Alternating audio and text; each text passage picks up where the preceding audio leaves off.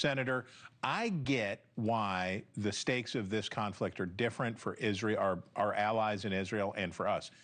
It's a tough neighborhood, right? And Iran is killing their civilians right there. And it's a more remote consideration for us, economic and all of that stuff. Do you see a division in the war aims here, right? Israel seems to be focused on knocking out the regime, doing what it takes, pushing further in.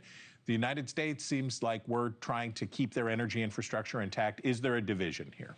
Well, Iran declared war on the West 47 years ago. Yes, they're definitely more existential threat to Israel, but I wouldn't say they're not an existential threat to America. They get a nuclear weapon. They already have the missile technology. They could park a barge, even if they don't have intercontinental ballistic missile capability. They could plant a barge in international waters, lob a missile up, have an EMP, a high-altitude nuclear blast, wipe out our electrical grid. That would be existential to America.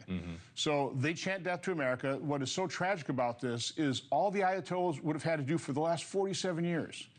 Just say, no, we're not going to pursue a nuclear weapon. We're not going to enrich uranium. You can inspect to make sure we won't do that. If we want nuclear power, we'll buy the nuclear rods. That's all they had to do. We would have left them alone. But they didn't do that. Instead, they became the largest, sponsor of terror. State sponsor of terror.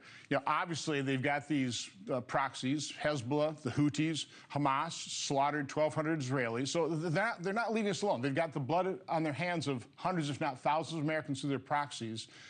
They are a menace, and we're starting to see how they literally threaten and hold the entire world hostage. Okay, there are people inside, or there were people anyway, inside the administration who felt differently about that. Joe Kent, who was a deputy to Tulsi Gabbard, quit. Some people say he was forced out, whatever, but basically said that the president was being led around by the nose by Israel, and there are a lot of, I shouldn't say a lot, but there are a number of influential voices on sort of the far right that say this is a war for Israel. Talk about the reality of that division, if it's real. Talk about Joe Kent. Take that anywhere you want to go. Well, I'm not saying that's not a legitimate point of view. Nobody can predict the future. Right. Wait, which one isn't a legitimate point of view? Listen, I think both sides are a legitimate point of view in terms of, did we really have to strike? I mean, is it an imminent threat? I come down on yes. I mean, 47 years of this, we're seeing how they hold really the world hostage when it comes to energy. Do we want a apocalyptic regime that's really centered on death? Right. Take a look at what they did to their own citizens. 30 to 40,000 of their citizens executed in a couple of days. I mean, this is not a regime that you want to have that kind of power. So no, I think it had to be a tough decision for President Trump. Right. I mean, this is not easy, as we're finding out. I mean, they're dug in. They've got about 800,000 people in their security services. Thousands of missiles, thousands of drones. It's very difficult to destroy them all. But I think we had to act before we were no longer able to act. They became a nuclear power. They built up their missile inventory so large, their drone inventory so large, that this kind of attack would have devastated the region. We had to act before we couldn't. But on that claim about Israel misleading the United States, no. No, you're a no. No. Again, the facts speak for themselves. 47 years of holding the world hostage. We're seeing exactly how they're holding us hostage now. That regime can't go into the dustbin of history soon enough from my standpoint. All right, you were the chairman of the Homeland Security Department for a while. You know this stuff very well.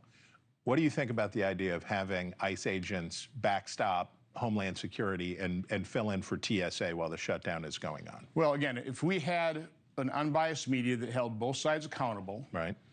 If we had an opposition that really realized, we're at a heightened threat level.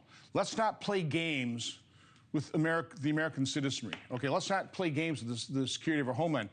But we don't have that. So President Trump is being forced to do something to reduce those lines to the airports. Again, it's just unconscionable what Democrats are doing, but because the media is on their side, they're not holding them accountable. I mean, if their tables were turned, we would have been excoriated in the media weeks ago. We would have caved. DHS would have been funded. But here we are a month into this, and DHS is still not funded, and there's really no end in sight. So you're a yes or a yeah, I mean, whatever it takes to get the airports moving, to allow passengers. I mean, this is going to harm our economy. The last shutdown shaved, I don't know, what, 1 or 2% away from GDP. Democrats don't care. I mean, think of that. Democrats don't care that we're harming GDP, that we're putting Americans at risk. Thank you for watching. Subscribe below and download our NewsNation app right now on your phone, and you will get fact-based, unbiased news for all Americans.